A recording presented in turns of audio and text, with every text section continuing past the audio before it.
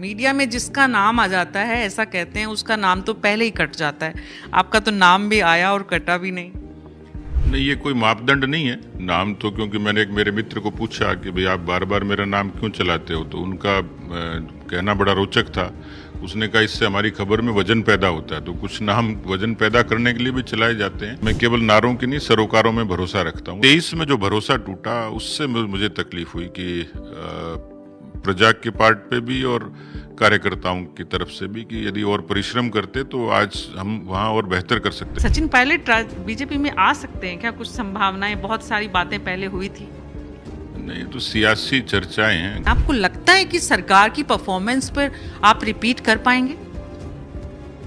देखिए, अभी बहुत समय भी है। अशोक गहलोत जी सचिन पायलट जी को यहाँ पर राज्य में रहकर प्रहार करते थे। अब आप राहुल गांधी पर प्रहार के लिए तैयार हैं? नमस्कार, न्यूज़ 24 देख रहे हैं आप। मैं हूं आपके साथ डॉक्टर मीना शर्मा। न्यूज़ 24 पर आज हमारे साथ हैं डॉक्टर सतीश पूनिया, राज्यसभा में राजस्थान से पहुंचने वाले 2 सदस्यों में से एक। और डॉक्टर सतीश पूनिया का न्यूज़ 24 पर हम स्वागत करते हैं। डॉक्टर साहब, सबसे पहले जब नामों की घोषणा हो रही थी तो आज की बीजेपी के लिए कहा जाता है कि बड़े अप्रत्याशित फैसले लेती है, बहुत आश्चर्य वाले फैसले आते हैं। इस फैसले ने आपको आश्चर्यचकित किया? 2 बातें हैं। एक तो इस बात के लिए मानसिक रूप से तैयार होते हैं कि पार्टी जब जिस समय जो उपयोग करना चाहे तो पार्टी का आदेश ही सर्वोपरि होता है। दूसरा, खिलाड़ी को जैसे अपनी परफॉर्मेंस पे भरोसा होता है कि मैं परिश्रम कर रहा हूं तो मुझे उसका उचित परिणाम भी मिलेगा। तो मुझे ये लगता ही था कि पार्टी कहीं न कहीं मेरी क्षमता का कहीं न कहीं उपयोग करेगी। जो आपने कहा कि बीजेपी कई बार आश्चर्यचकित करती है, एक पक्ष ये भी था। तो तीनों मिश्रित पक्ष थे, लेकिन मुझे लगता है कि मेरे लिए ये सौभाग्य है कि पार्टी ने मेरे जैसे कार्यकर्ता को उच्च सदन में मौका दिया। तो मैं तमाम चर्चाओं के अलावा इस बात को ज़्यादा महत्व देता हूं कि पार्टी ने मुझ पर विचार किया। जी। आपने कहा कि कहीं न कहीं एक सुखद आश्चर्य आपको भी था। जब लिस्ट आई उससे पहले आपको कहीं कोई संकेत मिला इस तरह का? नहीं, खाली चर्चाएं हैं उसमें। सोशल मीडिया आजकल एक बड़ा माध्यम है, मीडिया है, तो लेकिन वो कोई आधिकारिक होता नहीं है। और पार्टी के फोरम पे मोदी जी के युग में एक अच्छी बात ही है कि जो सीक्रेसी वो बाहर नहीं आती है, जो निर्णय होते हैं। तो ये पार्टी के हिसाब से काफ़ी ठीक है, संगठन के हिसाब से। इसलिए मुझे पहले से इसका कोई इल्म नहीं था। डॉक्टर सतीश पूनिया जी, आपने कहा कि आजकल सोशल मीडिया है, मीडिया में जिसका नाम आ जाता है ऐसा कहते हैं उसका नाम तो पहले ही कट जाता है। आपका तो नाम भी आया और कटा भी नहीं। नहीं, ये कोई मापदंड नहीं है नाम तो, क्योंकि मैंने एक मेरे मित्र को पूछा कि भाई आप बार बार मेरा नाम क्यों चलाते हो, तो उनका कहना बड़ा रोचक था। उसने कहा इससे हमारी खबर में वजन पैदा होता है, तो कुछ नाम वजन पैदा करने के लिए भी चलाए जाते हैं। लेकिन ऐसा बिल्कुल ये जो मिथक है ये भी एक अलग किस्म से है कि जिसका नाम चलता हो बनता नहीं, या जो नाम नहीं चलता वो बन जाता है। वो तो पार्टी की, जो मैंने कहा ना, सीक्रेसी वाला पक्ष ज़्यादा मजबूत है। और इसलिए राजनीति में, संगठन में काम करते करते पार्टी खुद विचार करती है, इसलिए अस्वाभाविक नहीं है। मतलब कोई आश्चर्य वाली बात नहीं है, लोगों में से लोग आते हैं।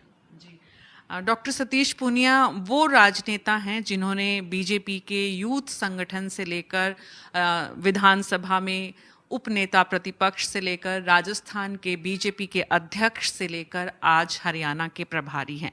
लेकिन राज्यसभा की इस यात्रा की शुरुआत में आप सबसे बड़ा कारण पार्टी का आप पर जो भरोसा है उसका क्या मानते हैं? देखिए, जो इस बार जो सूची थी, हालांकि राजनीति में बहुत सारी परिस्थितियां होती हैं जिसके लिए कई बार कंप्रोमाइज़ भी करना होता है, कई बार एक सोशल इंजीनियरिंग भी होती है। तो ऐसा नहीं है कि एक्सेप्शनली कुछ चीज़ें होती नहीं हैं, लेकिन इस बार की सूची में खास तौर पर देखने में आया कि जो लंबे अरसे से संगठन का काम कर रहे थे, तो केंद्रीय नेतृत्व ने, प्रधानमंत्री जी ने, गृह मंत्री जी ने, राष्ट्रीय अध्यक्ष जी ने उन लोगों को ज़्यादा महत्व दिया है। और स्वाभाविक तौर पर विनोद तावड़े जी से लेके, तरुण चुग जी से लेके, अलका जी से लेके, मेरे से लेके, तमाम ऐसे बहुत सारे नाम हैं, मध्य प्रदेश से भी, बाकी प्रदेशों से भी। तो मुझे लगता है कि पार्टी योग्यता क्षमता के हिसाब से निर्णय करती है। योग्यता और क्षमता दोनों में तो कहीं किसी को कोई संशय नहीं है डॉक्टर सतीश पूनिया की। आपने हरियाणा में प्रूव किया, राजस्थान में प्रूव किया, विधानसभा में भी और संगठन में भी। लेकिन राज्यसभा आप जा रहे हैं, ये जर्नी एकदम नई है, अलग है। अभी विधानसभा की जर्नी से एकदम अलग होगी। राज्यसभा को लेकर आपकी क्या प्राथमिकताएं हैं? देखिए, पहले तो बहुत सारे लाखों लोगों का सपना होता होगा। ऐसे मैंने कहीं एक हमारी विधायक दल की बैठक में भी बताया कि ये लगभग वैसा ही है जैसे गांव में बच्चा खेलते खेलते हवाई जहाज की तरफ देखता है। किताबों में पढ़ते थे कि 2 सदन होते हैं, एक लोकसभा होता है, एक राज्यसभा होता है। तो उच्च सदन में जाना ये किसी राजनीतिक कार्यकर्ता के लिए सपने जैसे होता है। तो मुझे लगता है कि मुझे अवसर दिया, मेरे लिए बड़ी बात है। एक सपना जो बच्चा देखता वो पूरा हुआ, लेकिन ये आनंद के साथ जिम्मेवारी भी है और मैं उसके लिए मानसिक रूप से तैयार हूँ। और मुझे संगठन, विचार और लोकहित, इन तीनों के एक मिश्रण के साथ मुझे काम करना है। तो स्वाभाविक रूप से मेरी प्राथमिकता, क्योंकि मैं अभी तक जिस तरीके से मैंने काम किया है, तो मैं केवल नारों की नहीं, सरोकारों में भरोसा रखता हूँ। और इसलिए कोशिश रहेगी कि जो सामाजिक और ज्वलंत मुद्दे हैं उच्च सदन में उसको प्रभावी रूप से रखकर, उसमें महिला भी हैं, युवा भी हैं, किसान भी हैं, हमारे वो लोग हैं जो वंचित लोग हैं, पिछड़े लोग हैं, उन सब की ऐसी कुछ समस्याएं जो सरकार जो स्वाभाविक रूप से करती है वो तो एक अलग चीज़ है, योजना और नीतियों से करती है अलग है, लेकिन अभी भी बहुत सारी चीज़ें हैं करने के लिए। तो मेरी प्राथमिकता ये रहेगी कुछ नई चीज़ें वहाँ करूँ। डॉक्टर सतीश पूनिया, जब जब भी हम उनसे बात करते हैं या हम उनको सुनते हैं, एक खास बात जो उनसे बातचीत में हमेशा निकल कर आती है, एक बचपन उनका जो है वो आज भी उन्होंने अपने अंदर जिंदा रखा हुआ है। और इसीलिए वो कहते हैं कि एक बच्चे के सपने के पूरे होने जैसा है राज्यसभा में, उच्च सदन में पहुंचना।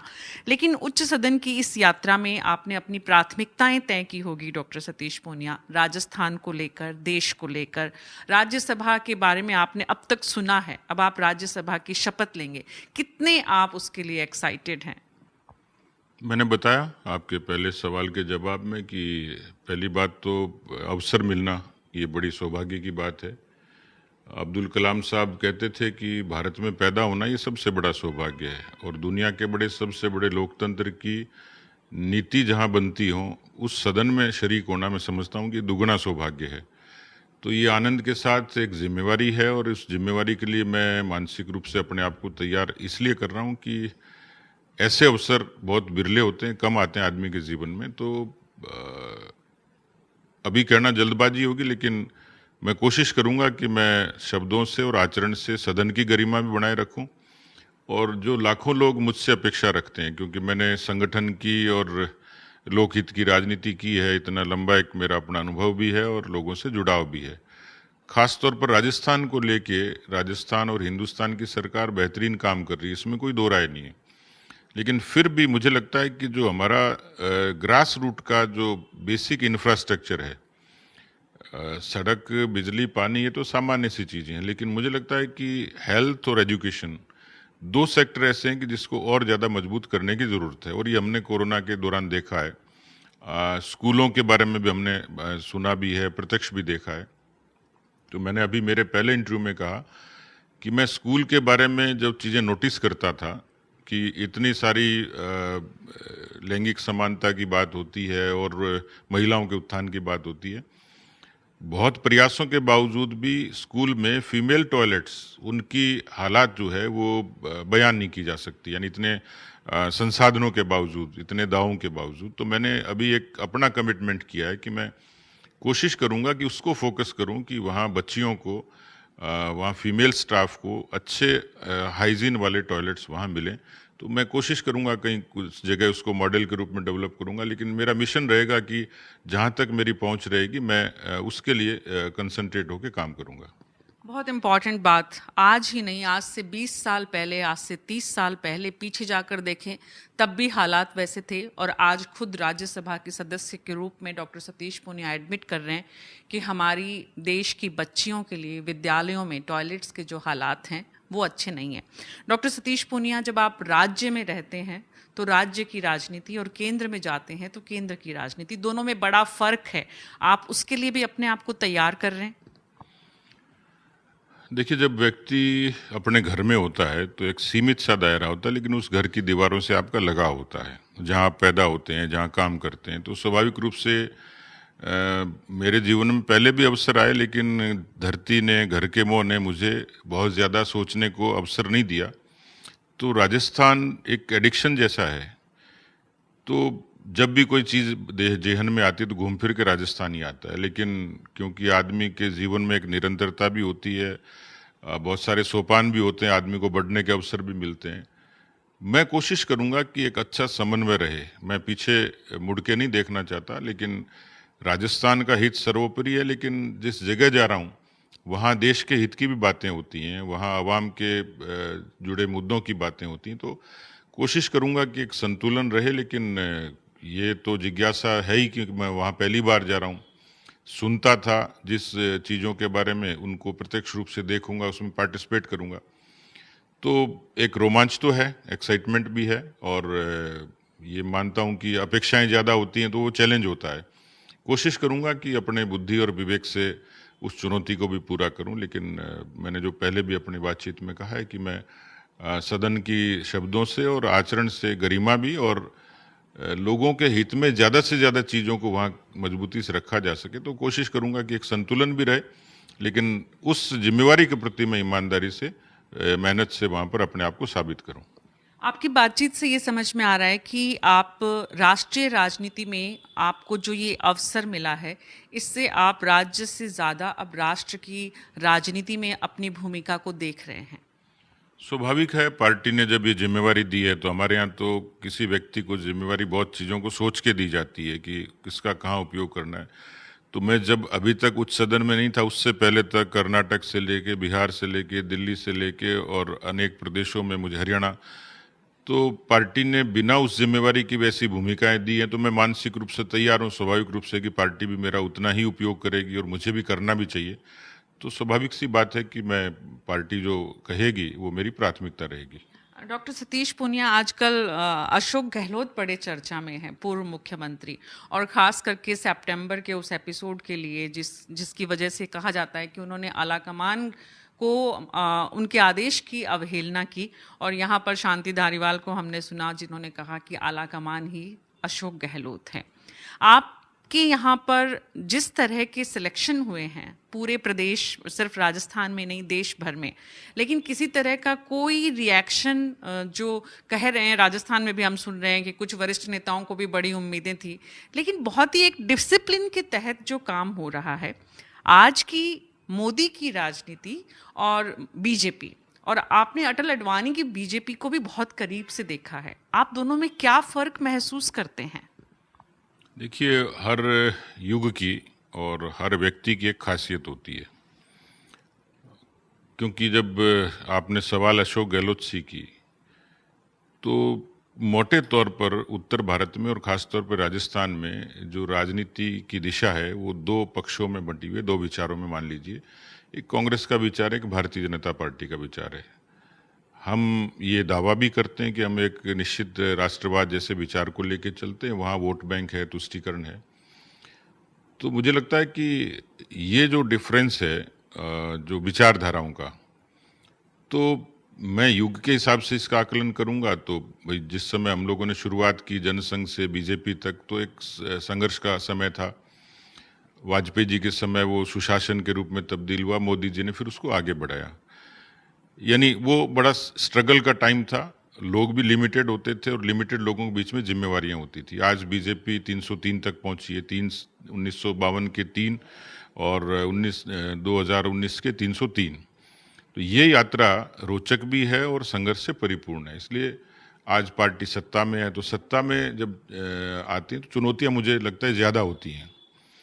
उन चुनौतियों के बीच में भी जिस तरीके से मोदी जी ने, और मुझे लगता है कि मैं जो पार्टी में बदलाव देखता हूं कि उन लोगों ने, पुराने लोगों ने यकीनन संघर्ष किया, लेकिन तकनीकी रूप से पार्टी को मजबूत करना, एक एग्रेसिव प्रचार के तौर पर भी और ग्रास रूट पर पार्टी को खड़ा करना, अमित शाह जी जब राष्ट्रीय अध्यक्ष हुए तो उन्होंने, मुझे लगता है कि एक बहुत कम समय का एक गहरा अनुभव था उन्होंने। तो उन्होंने, जैसे ऑनलाइन मेंबरशिप हुई तो हम दुनिया की सबसे बड़ी पार्टी बने, पार्टी में ट्रेनिंग के पक्ष को मजबूत किया, नए लीडरशिप आई, सोशल इंजीनियरिंग अच्छी हुई।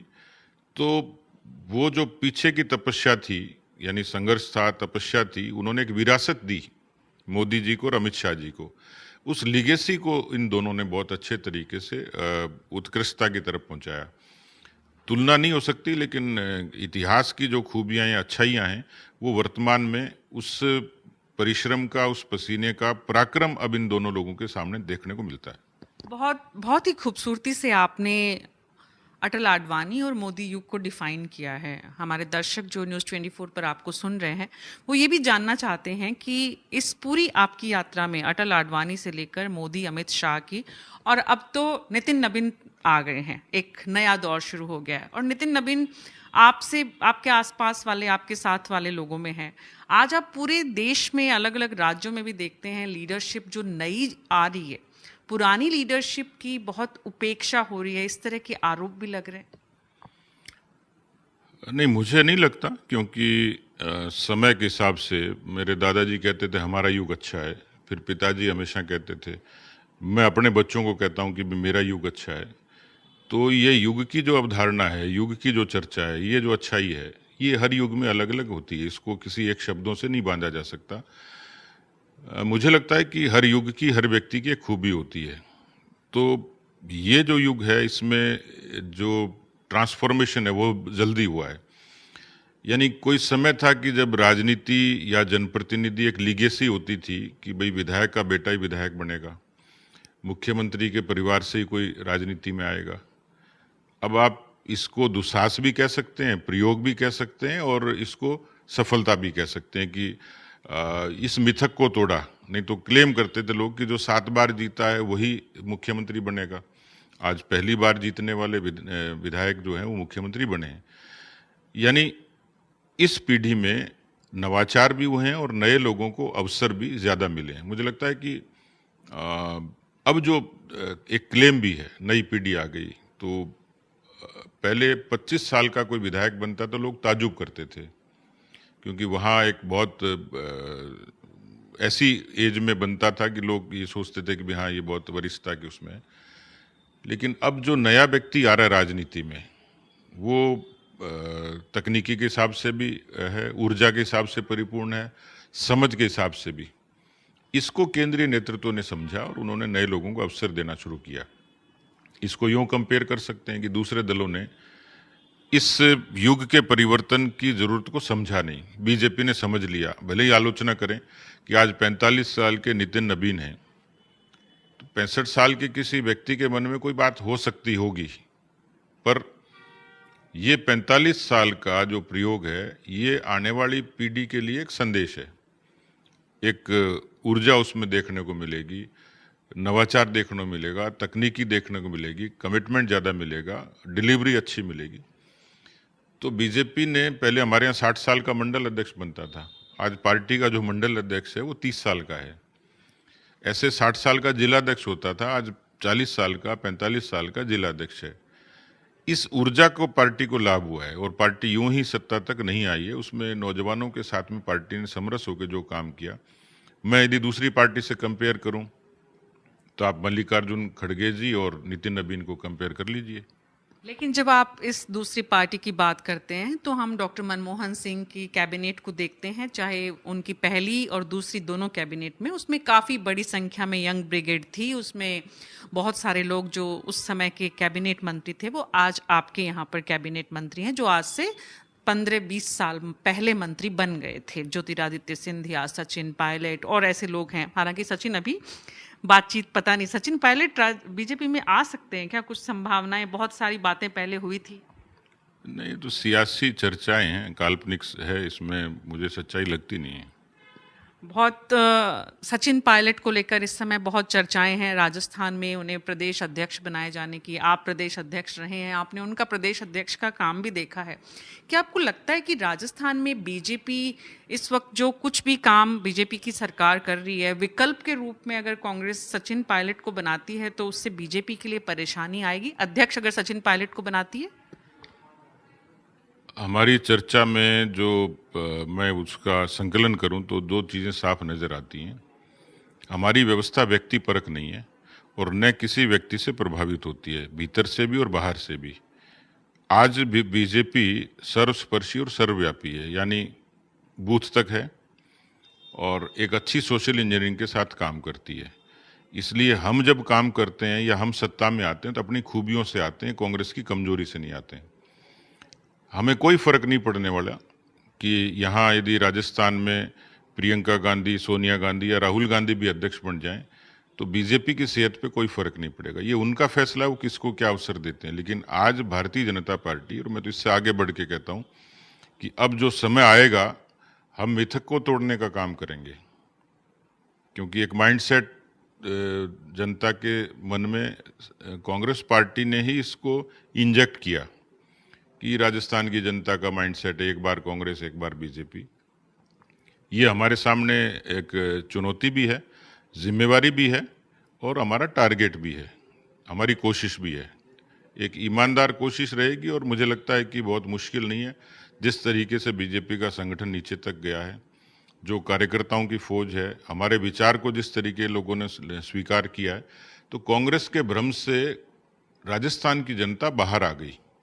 वो राजनीति करते थे वोट बैंक की और तुष्टीकरण की, लोग उससे बाहर आ गए। इसलिए को राजा भय हमें का हानि, तो हमें कोई फर्क नहीं पड़ता। एक कर्मठ कार्यकर्ता के रूप में जब आप बीजेपी की प्रशंसा करते हैं तो समझ में आता है कि ये आपकी जिम्मेदारी भी है। लेकिन राजस्थान में इस वक्त जो कानून व्यवस्था के हाल हैं, इस वक्त जो चिकित्सा मंत्री जिस तरह से प्रेग्नेंट महिलाओं के लिए बयान देते हैं, शिक्षा मंत्री जिस तरह की बातें करते हैं, आपको लगता है कि सरकार की परफॉर्मेंस पर आप रिपीट कर पाएंगे? देखिए, अभी बहुत समय भी है। मैं किसी व्यक्ति के आचरण की, उनके स्वभाव की और उसके बयान पर टिप्पणी नहीं करूंगा। लेकिन आप थोड़ा पीछे जाके आकलन करिए कि 18 से 23 का जो कालखंड था, मतलब कांग्रेस आज क्लेम करती है, मान लीजिए करप्शन पे, बेरोजगारी पे, तो 55 साल तक शासन करने के बाद वो उस पार्टी को ये हक ही नहीं है। ऐसा लग रहा है कि वो सब कुछ ठीक करके गए थे। लेकिन आप पीछे मुड़ के देखिए, 18 से 23 के शासनकाल में 17 बलात्कार और इतनी हत्याएं रोज होती थी। नेशनल क्राइम रिकॉर्ड ब्यूरो का आंकड़ा उस समय ये कहता था कि देश की सबसे ज़्यादा बदतर कानून व्यवस्था की सरकार है ये। करप्शन के आंकड़े, मुझे कहने की आवश्यकता नहीं है कि जल जीवन मिशन अपने आप में एक मिसाल है कि देश के प्रधानमंत्री राजस्थान की आवाम को पानी के लिए 47,000 करोड़ रुपए देते हैं। आज उनका मंत्री भी जेल में है, अधिकारी भी जेल में है, ठेकेदार भी जेल में है। यानी करप्शन की भी पराकाष्ठा थी, कानून व्यवस्था बदतर बदहाल थी। हमें ये सारी चीज़ें विरासत में मिली हैं। उसको रिपेयर करते करते भजनलाल जी को इतनी मशक्कत करनी पड़ रही है। तो मैंने कहा कि मैं मंत्रियों के आचरण की और उसके शब्दों पर नहीं जाऊंगा, लेकिन यदि तुलना करेंगे 18 से 23 की आज की सरकार के 2.5 साल की, तो ईआरसीपी से लेके रिफाइनरी से लेके, क्योंकि रिफाइनरी की वो क्लेम करते हैं हमने शुरुआत की, लेकिन अंजाम तक तो हम पहुंचा रहे हैं। यमुना जल समझौता, जो 1.5 लाख के करीब जो भर्तियां, जिसका आश्वासन वो पूरे 5 साल तक देते रहे, जो प्रधानमंत्री किसान सम्मान निधि, किसानों की बात करते थे, मुख्यमंत्री अपने कोष से, सरकार के कोष से 3,000 अतिरिक्त पैसे यहाँ के गरीब किसानों को और देते हैं, पीएम किसान में ऐड करते हैं, अब 9,000 रुपये उनको मिलते हैं। ऐसी बहुत सारी चीज़ें हैं जिनके जरिए राजस्थान में इन चुनौतियों के बावजूद भी उन्होंने इसको थामने की कोशिश की है। अभी समय है, मुझे लगता है कि और अवसर देना चाहिए। राजस्थान के मुख्यमंत्री को जब आप भ्रष्टाचार से क्लीन चिट देते हैं और सुर्खियों में आती हैं कि उनके साले साहब भूमिगत हैं, तो कैसा लगता है पार्टी को? मुझे लगता है कि एक किस्म के सियासी आरोप ज़्यादा हैं, क्योंकि जिस व्यक्ति के बारे में ये बातें हो रही हैं वो पहले से भी ये काम करते ही रहे हैं और ऐसा भी नहीं है कि उसमें कहीं मुख्यमंत्री के शय पे किया होगा। वो मुख्यमंत्री नहीं थे, एक सामान्य व्यक्ति थे, तो भी उस चीज़ का कोई एविडेंस नहीं है। आज वो मुख्यमंत्री हैं, वो लाइमलाइट में हैं, और इसलिए कोई दूर दराज के रिश्तेदार को उनके साथ टैग कर दो, तो मुझे लगता है कि एक किस्म की अनावश्यक सी ट्रायल है मुख्यमंत्री के खिलाफ। मैं नहीं मानता कि उस व्यक्ति का अपना धंधा या उसका आचरण मुख्यमंत्री के चरित्र को प्रभावित करेगा। जब आप मुख्यमंत्री को इस तरह क्लीन चिट देते हैं तो मुख्यमंत्री के कार्यकाल, मुख्यमंत्री अपने तमाम मंत्रियों के बयानों पर चुप्पी साधे रखते हैं, तमाम चीज़ें जितनी भी सामने आ रही हैं उस पर मुख्यमंत्री की कोई रिएक्शन नहीं आता है। कैसे देखते हैं आप मुख्यमंत्री के 2.5 साल के कार्यकाल को? घर में किसी बच्चे का आचरण है, वो पड़ोसी के घर में जाके फैसला नहीं होता या चौराहे पर नहीं होता है। ऐसा नहीं होता है कि जो सरकार के संज्ञान में कोई इस तरीके की चीज़ें आती हैं डिलीवरी के काम पे या चरित्र के नाम पे या आचरण के नाम पे, व्यवहार के नाम पे, उसका संज्ञान आलाकमान भी लेता है और मुख्यमंत्री खुद भी लेते हैं। तो मुझे लगता है कि ऐसा नहीं है कि वो बिल्कुल ही अनदेखी है, लेकिन मुख्यमंत्री के पद की एक गरिमा है कि वो हर बात पर बयान दें, हर बात पर रिएक्ट करें। मुझे नहीं लगता कि वो उचित है। आपकी मुख्यमंत्री के साथ तस्वीरें आई तो सबने, बहुत मीडिया में चर्चा हुई कि आपकी उनसे बहुत ज़बरदस्त बॉन्डिंग है। आप अध्यक्ष थे तो वो आपके साथ टीम में थे। अभी मुख्यमंत्री के कामकाज को लेकर आपने उनको सर्टिफिकेट दिया है। जब राज्यसभा के नामों की चर्चा चल रही थी सतीश जी, तब एक बात ये भी थी, आपने खुद ने कहा कि युवाओं को आगे बढ़ा रहे हैं। जातिगत समीकरण भी आपको लगता है इसमें आज भी एक मजबूरी है पार्टीज की, राजनीतिक दलों की? देखिए, जातियां हमने नहीं बनाई, जाति की व्यवस्था है, और पुराने समय में भी, बहुत इतिहास में भी चले जाएंगे तो जब लोकतंत्र नहीं था, राजा महाराजा थे, तो उनके यहाँ भी वो नवरत्न जो थे तो वो भी अलग अलग हिस्से के लोग थे, कोई एक उससे बंधे हुए लोग नहीं थे। उनकी योग्यता, क्षमता, उनका कर्म वो अलग अलग तरीके से डिफाइन होता था, इसलिए उनकी एक आइडेंटिटी थी। यानी जाति एक पहचान है। जाति समाज का सब कुछ नहीं है। और ये मैं मानता हूँ कि ये जो राजनीति में जाति व्यवस्था को जिसने प्रभावी किया, या पंथ या मजहब को, ये देन कांग्रेस पार्टी की है, क्योंकि वो वोट बैंक के लिए करते थे। उनको लगता था कि यही उनके, और किया भी, सफल भी हुए। लेकिन जब हिंदुस्तान की जनता जागी, तो आप बताइए 77 में जब जनज्वार उठा था तो जाति थी क्या किसी की? मोरारजी भाई देसाई को जाति के हिसाब से तो प्रधानमंत्री नहीं बनना चाहिए था। जब श्री राम जन्मभूमि का आंदोलन हुआ, यानी जातियों को एक सूत्र में बांधने के जितने मूवमेंट हुए, उन्होंने इस जाति राजनीति में जाति व्यवस्था को प्रतिकार किया अच्छे तरीके से। वाजपेयी जी बने। आज प्रधानमंत्री जी की जाति को कोई समझ जानता नहीं होगा, और जो जानता है तो वो ये आश्चर्य ही करता होगा कि इस तरीके से कैसे बन गए। तो जातियों से देश के भाग्य का फैसला नहीं होता। जाति राजनीति में कुछ जगह लगता है कि ये जो एक व्यवस्था है और इसकी चर्चा होएगी, लेकिन राजनीति में, लोकतंत्र में जाति कोई अंतिम निर्णय नहीं होता, निष्कर्ष नहीं होता। सभी समाज को साथ लेके, और बीजेपी की राजनीति रही है कि जब हम सर्वस्पर्शी और सर्वव्यापी बोलते हैं, तो आप देखिए कोई समय था जब जनसंघ के समय में जाति छोड़िए, व्यक्ति हमारे साथ जुड़ने के लिए तैयार नहीं होता था, और आज एक लंबी फहरिस्त होती है, लोग आते हैं जुड़ने के लिए। तो उस काम को हमने केवल भाषणों में नहीं है, हमने जब सर्वस्पर्शी और सर्वव्यापी कहा तो उसको हमने अंगीकार किया, स्वीकार किया। राजनीति में मैं ये मानता हूं कि जाति की चर्चा जरूर होगी, लेकिन ये पार्टियों के ऊपर निर्भर करता है कि वो कैसे निर्णय लेते हैं। अब मान लीजिए किसी के बारे में बात करेंगे, आज मैं और अलका जी हूं, तो जाति के साथ साथ हम एक कार्यकर्ता के रूप में भी, हमारी पहचान उस रूप में भी है कि हम विचार के लिए प्रतिबद्ध हैं, हम पार्टी के लिए प्रतिबद्ध हैं। हमें अपनी जाति का स्वाभिमान हो सकता है कि मैं किसान कौम में पैदा हुआ, जो अनुपजाति है, जो सीमा पर लड़ती है, लेकिन मुझे लगता है कि बीजेपी ने इस मिथक को तोड़ा है।